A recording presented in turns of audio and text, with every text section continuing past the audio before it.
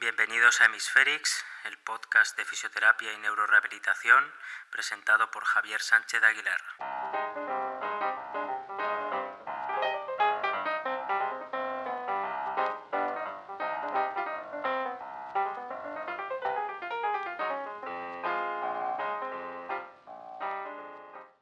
En el episodio de hoy vamos a hablar de dos artículos publicados en 2020 que en realidad forman uno solo, ya que nos hablan de las recomendaciones canadienses de mejores prácticas en el ictus. Los dos artículos publicados en el International Journal of Stroke nos dan recomendaciones en base a niveles de evidencia para fundamentar el manejo de los pacientes adultos con ictus en todo el constructo asistencial. En dichas recomendaciones, que conforman la sexta actualización, no se hace hincapié en detalles técnicos de las terapias, por ejemplo, pero sí que están muy bien ordenadas por dominios y nos aportan una idea muy clara de hacia dónde nos tenemos que dirigir en la medida en que podamos. En este podcast vamos a intentar hablar de estas recomendaciones sin caer en la enumeración directa y en la repetición, ya que hay muchas de ellas, sobre todo de la parte 2, que se exponen de diferentes formas para decir prácticamente lo mismo. Lo importante en este episodio es quedarse con la idea fundamental de las recomendaciones y que sirva como anclaje para indagar más en cada una de ellas. Las recomendaciones se dividen en dos partes. En la parte 1 se habla de la rehabilitación y recuperación después del ictus y en la parte 2 se habla de transiciones y participación en la comunidad tras un ictus. Estas recomendaciones, en su totalidad, conforman un conjunto completo de pautas basadas en la evidencia que abordan cuestiones relacionadas con los déficits, las limitaciones de la actividad y las restricciones de participación después de un ictus. Vamos con la parte 1, que trata de la rehabilitación y recuperación después del ictus.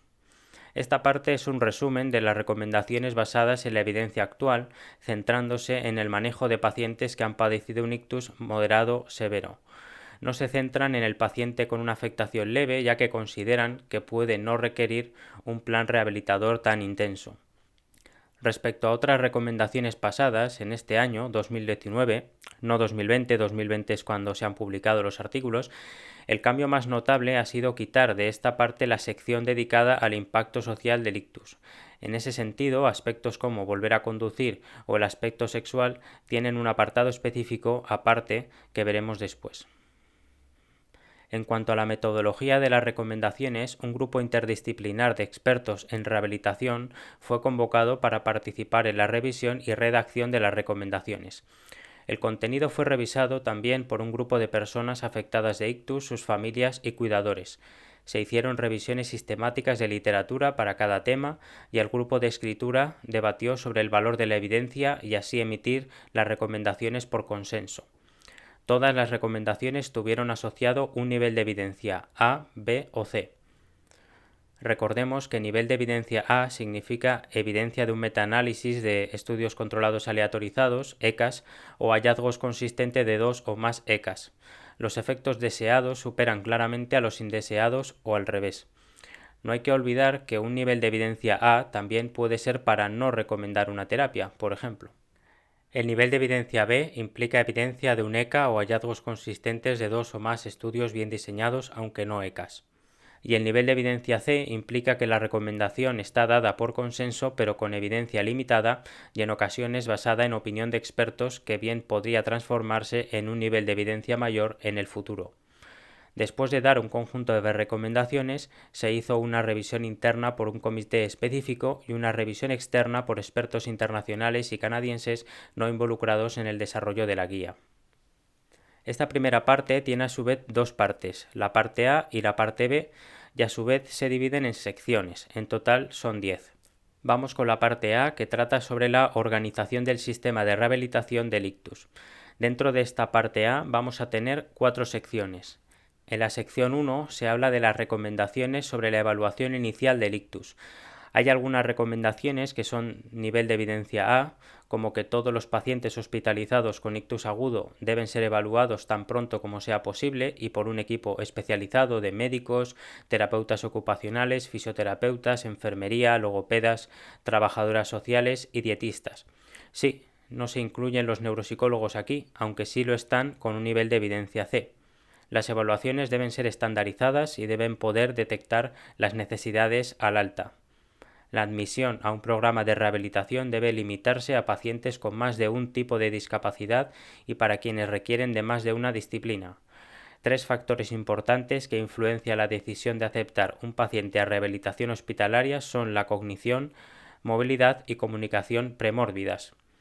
Los pacientes con una única discapacidad pueden beneficiarse habitualmente de servicios ambulatorios o comunitarios y no requerir de un programa interdisciplinar.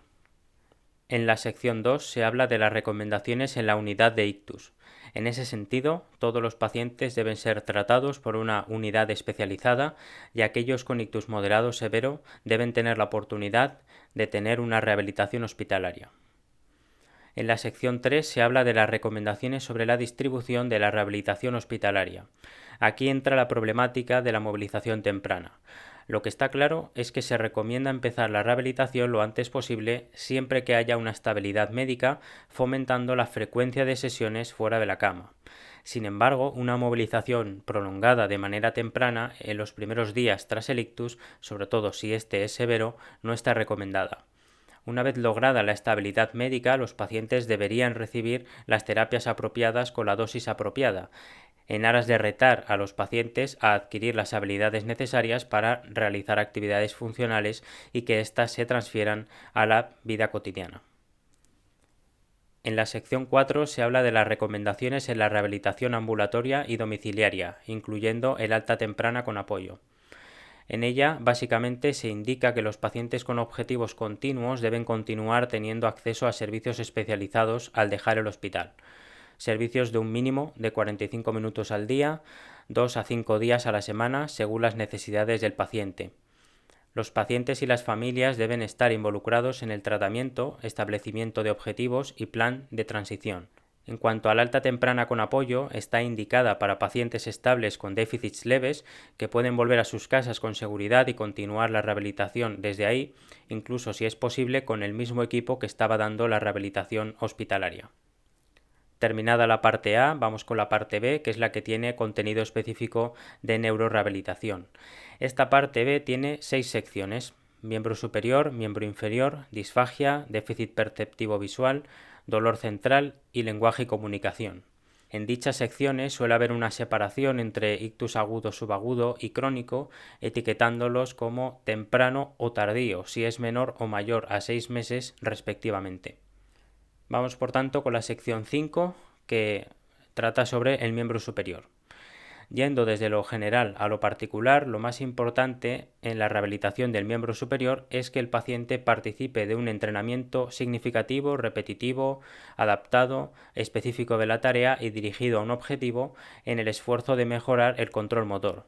De una forma u otra, las actividades a realizar deben simular las habilidades requeridas para las actividades de la vida diaria. Si nos vamos a las terapias específicas, tenemos las siguientes con nivel de evidencia A.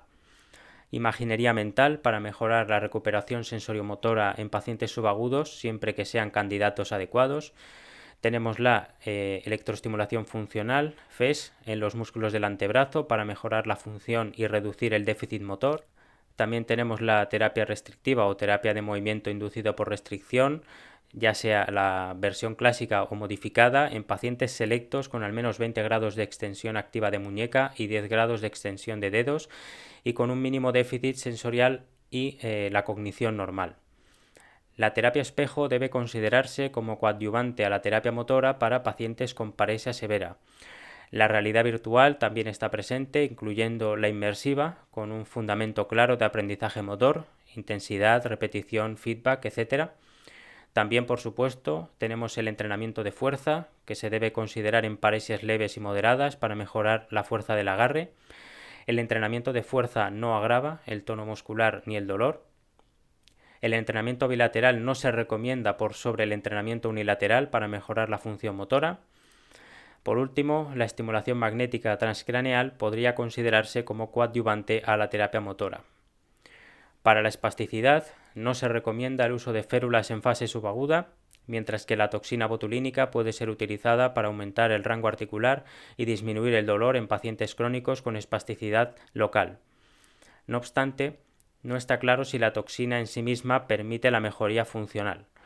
Finalmente, para terminar con el miembro superior, está el manejo del hombro doloroso, que puede llegar hasta el 30% en el primer año, y también tendríamos el síndrome de dolor regional complejo.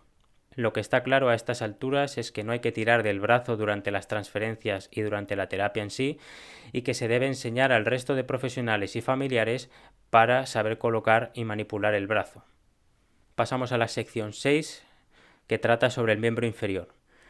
Dentro de esta sección se incluye tanto el equilibrio, la movilidad, la espasticidad y la prevención y manejo de las caídas.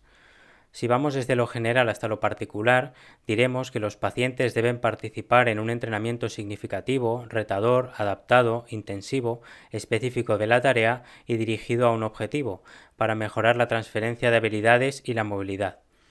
En cuanto al entrenamiento de la marcha, se recomienda el entrenamiento de tarea repetitivo y adaptado para mejorar el sit to stand, el ponerse de pie, la velocidad de marcha y la distancia recorrida.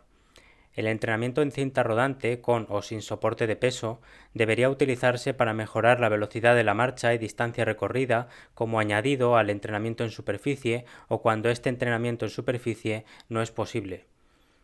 El entrenamiento asistido por robots se recomienda para pacientes que no pueden caminar de otra forma, nunca sustituyendo al entrenamiento de marcha convencional. También se puede utilizar la estimulación auditiva rítmica para mejorar los parámetros de la marcha, incluyendo la velocidad, la cadencia, la longitud del paso y la simetría. La práctica mental puede considerarse también como una terapia coadyuvante. La electroestimulación funcional debería ser utilizada para mejorar la fuerza muscular y la marcha en pacientes selectos, aunque los efectos podrían no sostenerse en el tiempo. Las órtesis, que son muy comúnmente utilizadas, están recomendadas para pacientes con pie caído siempre que haya una evaluación y un seguimiento detrás.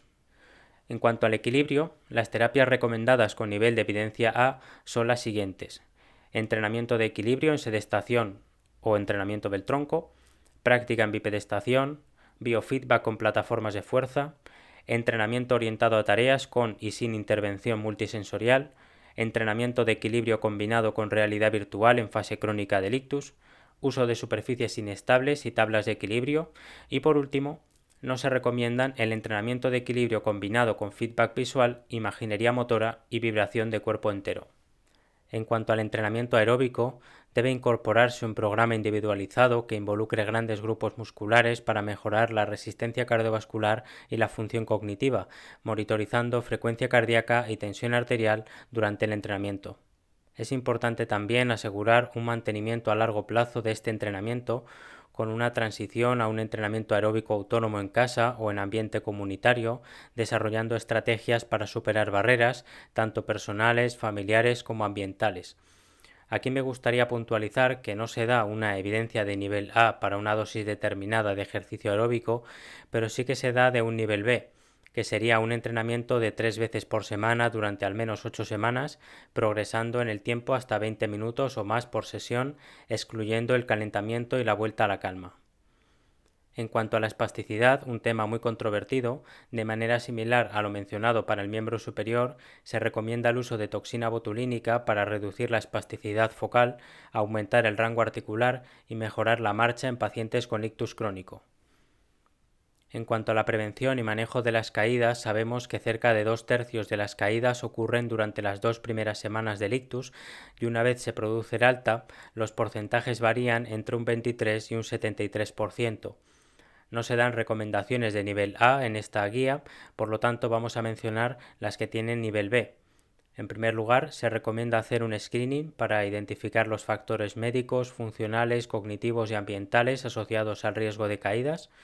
Basándose en la evaluación realizada, se debe desarrollar un plan de prevención, adquiriendo conciencia del riesgo e involucrando al familiar y al cuidador, sobre todo en cuanto a las transferencias y movilizaciones del paciente.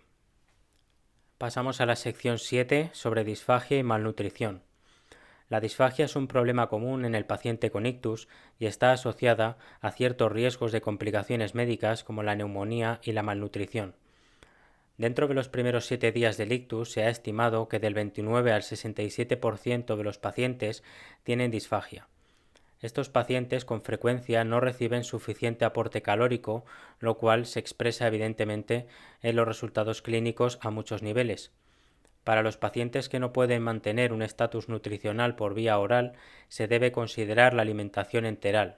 El uso de una PEG, de una gastrostomía endoscópica percutánea, puede reducir el riesgo de bloqueo o fuga de los tubos en comparación con la sonda nasogástrica, pero no reduce el riesgo de mortalidad y neumonía. Más allá del resumen que se aporta en esta guía, se dan múltiples recomendaciones, aunque ninguna de nivel A. Sí que dentro de las recomendaciones de nivel B tenemos las referentes a la evaluación específica, por ejemplo, con el uso de videofluoroscopia, y también respecto al tratamiento, en el que se habla de terapia restaurativa incluyendo resistencia lingual, apnea y deglución con esfuerzo, así como técnicas compensatorias que aborden la postura, el input sensorial con el bolo, el control voluntario y la modificación de texturas. Seguimos con la sección 8 sobre el déficit perceptivo visual. Se estima que el 65% de los pacientes con ictus en fase temprana tiene algún déficit visual. Dentro de los problemas perceptivos, el más frecuente es la heminegligencia, que tiene un gran impacto en la vida del paciente. Las intervenciones terapéuticas se suelen dividir en intervenciones top-down e intervenciones bottom-up. Dentro de las intervenciones top-down tendríamos, por ejemplo, el escaneo visual, el feedback, la realidad virtual y la práctica mental, que se centrarían en atacar el déficit. Por otro lado, las intervenciones bottom-up, como los prismas, el parcheado del ojo o la activación de la extremidad, lo que hacen es compensar el déficit. En ese sentido, no se dan recomendaciones de nivel A, pero sí numerosas recomendaciones de nivel B. Se recomienda el escaneo visual, la realidad virtual, la terapia espejo, con o sin activación de la extremidad. Hay evidencia científica conflictiva para el uso de parches oculares y prismas. En el caso de la apraxia debería abordarse con aprendizaje sin errores, entrenamiento gestual y entrenamiento de estrategia gradual. Pasamos a la sección 9 sobre dolor central. El dolor central post-ictus es un desorden neurológico caracterizado por un dolor constante o intermitente en una parte del cuerpo, asociado en ocasiones con alteraciones sensoriales que corresponden al territorio cerebral lesionado. Suele desarrollarse los primeros meses después de la lesión. La prevalencia es difícil de estimar por falta de un gol estándar, pero se estima que es entre un 1 y un 12%. Eso sí, es especialmente alta esta prevalencia en casos de infarto vulvar lateral, también llamado síndrome de Wallenberg, y en lesiones en la parte ventroposterior del tálamo. En cuanto a las recomendaciones, no se da ninguna recomendación de nivel A, todas son de nivel C. Esto nos da una idea de lo difícil que es tratar este problema, que habitualmente se trata con antidepresivos y antiepilépticos. En cualquier caso, los expertos a nivel C, como decimos, recomiendan fármacos como la gabapentina en primera línea, fármacos como la amitriptilina o la duloxetina como segunda línea y los opioides o el tramadol como tercera línea. Pasamos por último a la sección 10 sobre lenguaje y comunicación. La afasia, como ejemplo paradigmático de afectación del lenguaje, afecta del 21 al 38% de los pacientes que han sufrido un ictus. Aunque mejora con el tiempo, muchos pacientes siguen teniendo problemas que les afectan mucho en la vida cotidiana. El tratamiento principal para la afasia es la terapia del habla y lenguaje, en la cual el paciente reaprende y practica las habilidades del lenguaje y aprende a usar otras formas de comunicación. Como en otros dominios, una terapia más intensa se ha demostrado ser más efectiva para mejorar la comunicación funcional.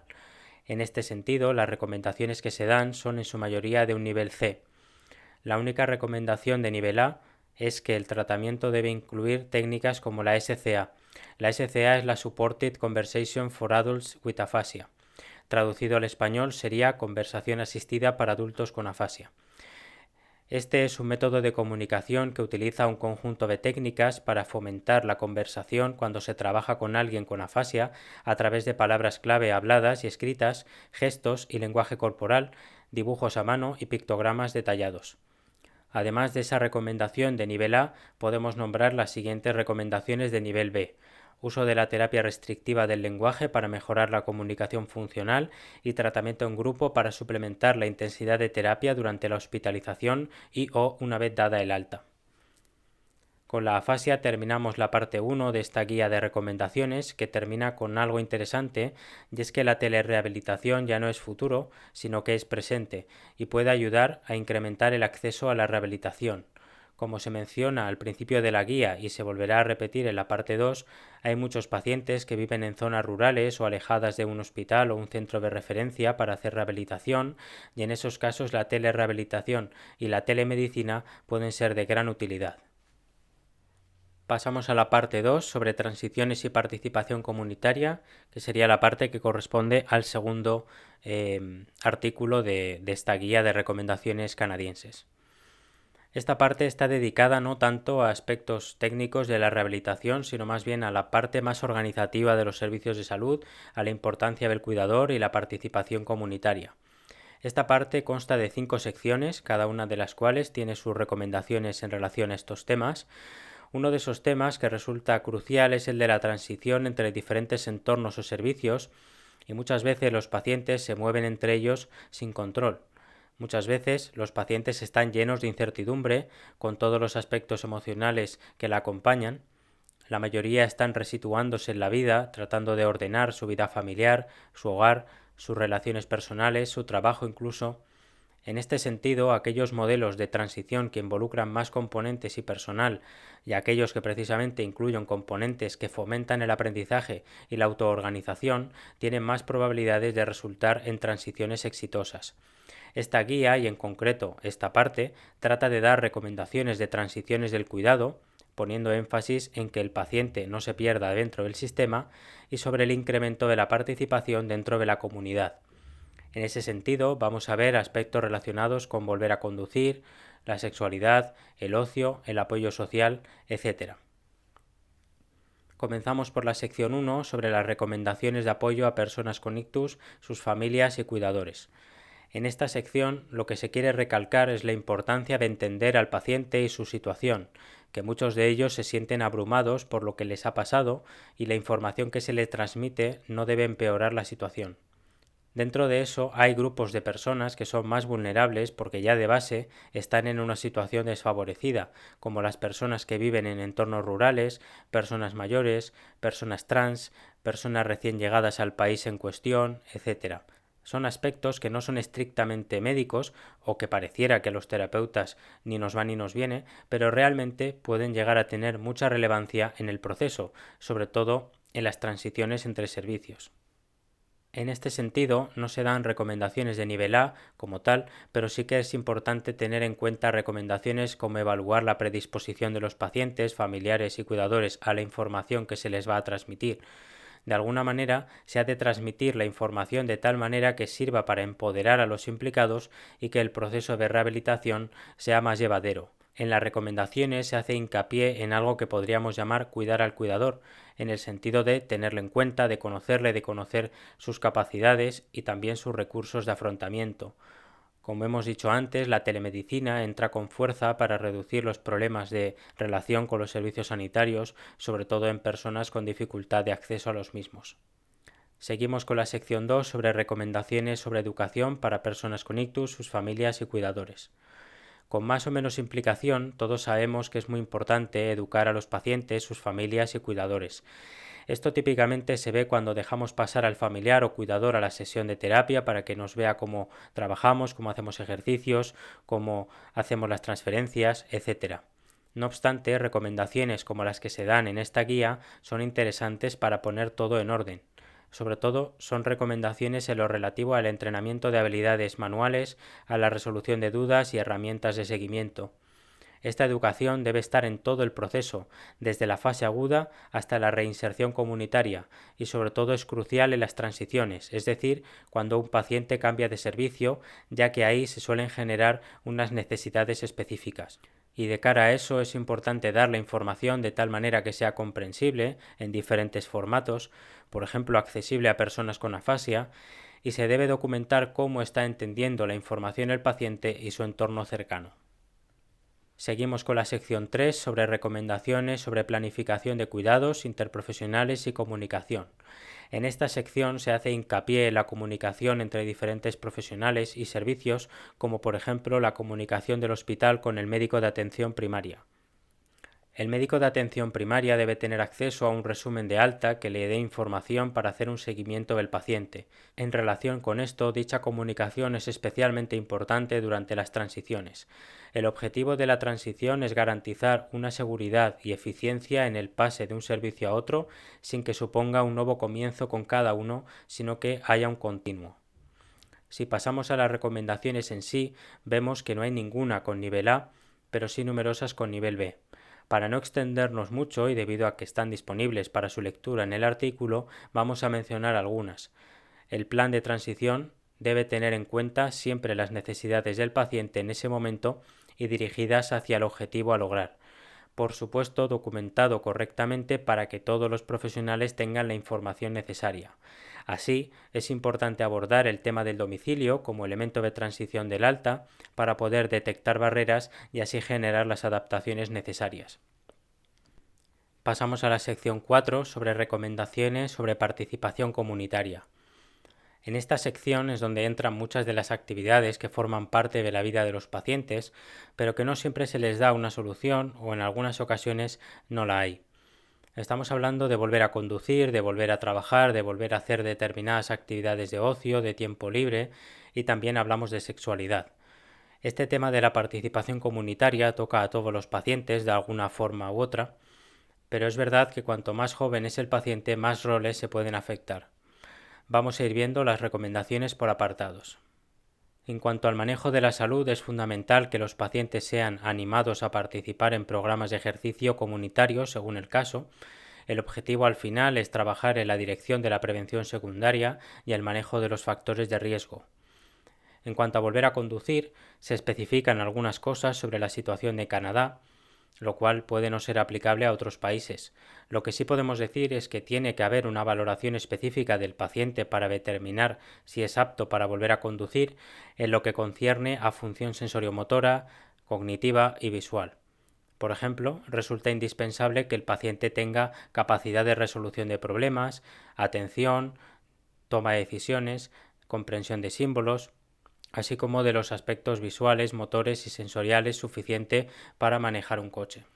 El paciente también podría ser referido a entrenamiento simulado para prepararle a la vuelta a la conducción. Si el paciente finalmente no tiene la capacidad de volver a conducir, se le debería informar de las alternativas de transporte que existen. En cuanto a los roles vocacionales, es necesario que se evalúen desde el principio y en un continuo los intereses vocacionales del paciente y el potencial que tiene para retornar a ellos. En este sentido, la valoración de terapia ocupacional y neuropsicología es muy importante para determinar dicho potencial. En ese sentido, se recomienda que un miembro del equipo coordine la posibilidad de referir al paciente a un servicio de rehabilitación vocacional y, cuando sea apropiado, el equipo podría trabajar junto con educadores o empleadores para idear un plan de vuelta a los estudios o al trabajo. En cuanto a las actividades de ocio y participación social, lo mismo que antes, debe haber una evaluación de este apartado para determinar las necesidades que existen y ver las posibilidades de abordaje. En ese sentido, una recomendación de nivel A nos dice que las personas que han padecido un ictus, que tienen dificultades en la participación del ocio y otras actividades sociales, deberían recibir intervenciones terapéuticas y planes individualizados basados en un establecimiento colaborativo de objetivos. Se debe poder dar información al paciente sobre recursos comunitarios disponibles para ese desarrollo de actividades de ocio y de índole social. Y por último, en cuanto a las relaciones y la sexualidad, implica tener en cuenta aspectos como la libido o la disfunción sexual y que las personas implicadas puedan hablar de ello y dar soluciones cuando sea posible, por ejemplo, refiriendo a dichas personas a un especialista en salud sexual. Pasamos a la última sección, la sección 5, sobre recomendaciones sobre la transición a un cuidado a largo plazo. Las recomendaciones de esta sección se centran en aquellas personas que han padecido un ictus y que viven en centros de cuidados a largo plazo o cuidados continuos. Las recomendaciones con nivel A serían las siguientes. Se recomienda que toda persona tenga una evaluación inicial y que tenga acceso a servicios especializados que continúen con la rehabilitación que llevaba antes. Después se dan otras recomendaciones de un nivel B, como tener la oportunidad para desempeñar actividades de ocio, de ejercicio y de poder cambiar a una rehabilitación ambulatoria si la persona ha experimentado una mejora o un cambio en su estado funcional. Con esa sección 5 terminamos la segunda parte de la guía, que pone énfasis en la importancia de la integración y coordinación a lo largo de todo el sistema de salud para garantizar una atención oportuna y sin problemas a las personas con ictus. Sobre todo se pone la lupa sobre las transiciones, ya que, por ejemplo, el retorno a la comunidad puede ser un evento muy estresante y angustiante y no debe haber vacíos en todo el proceso de recuperación. En ese sentido, en la guía se dan unos componentes clave para una transición satisfactoria que vienen en una tabla dentro del artículo, y son las siguientes 8 claves. La primera clave es el establecimiento de objetivos colaborativos entre el equipo sanitario, las personas con ictus y sus familias. La segunda es la educación continua en todos los entornos para personas con ictus, sus familias y cuidadores, que refuerza la información clave y verifica la comprensión. La tercera es el entrenamiento de habilidades apropiado a las necesidades y objetivos individuales para facilitar transiciones seguras. La cuarta es la planificación del alta, que comienza poco después de la admisión e incluye todos los servicios de apoyo pertinentes como evaluaciones domiciliarias y acceso a rehabilitación ambulatoria y comunitaria. La quinta es la evaluación continua de las capacidades de la familia y el cuidador para brindar atención a la persona con ictus, sus necesidades individuales de apoyo y la posible carga de cuidados. La sexta es la transferencia oportuna de información médica y de recuperación entre etapas y entornos. La séptima es el apoyo adecuado por parte de los médicos de atención primaria y los miembros del equipo, así como de los miembros de la unidad de ictus y los servicios de prevención. Y la octava y última es la monitorización continua de la recuperación física, psicológica, social y emocional, el afrontamiento y la adaptación después del alta de los entornos de rehabilitación y cuidados intensivos para pacientes hospitalizados. Hasta aquí la guía canadiense del ictus. Hay que decir que en los dos artículos viene mucha más información, incluyendo todas las recomendaciones con su nivel de evidencia. También se recomienda en la guía visitar la página web strokebestpractices.ca, en la que se pueden encontrar recursos muy interesantes. Hay muchos PDFs de información específica ahí. Particularmente yo recomiendo visitar la página de Evidence Based Review of Stroke Rehabilitation, ebrsr.com, donde podéis encontrar revisiones extensas de literatura agrupadas por dominios como miembro superior, miembro inferior, afasia, disfagia.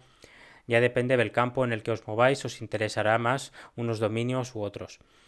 La verdad es que Canadá es un país referente en neurorehabilitación y siempre hay que estar atentos a las guías que se publican allí y de los recursos que van saliendo de allí.